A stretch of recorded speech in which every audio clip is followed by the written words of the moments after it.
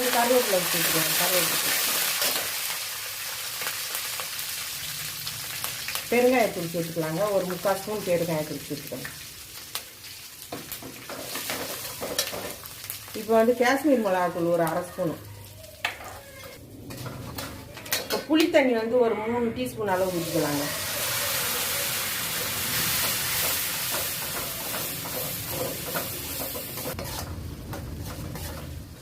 இப்போ புளித்தண்ணி ஊற்றியாச்சுங்க. கொஞ்சமாக ஒரு 1/4 ஸ்பூன் மஞ்சத்தூள் மட்டும் சேர்த்துக்கலாம்.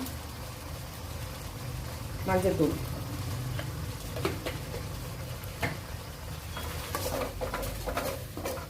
நல்லா எண்ணெய் பிரிஞ்சு இந்த பச்சை வாசனையெல்லாம் போகட்டும். நான் சாதம் கிளறும் போது உங்கள்கிட்ட காமிக்கிறேன். ஒரு 1/2 ஸ்பூன் கல்லுப்பு சேர்த்துக்கலாங்க. ஏன்னா நம்ம பொடியிலையும் சேர்த்துருக்குறோம். இது சாதத்துக்கு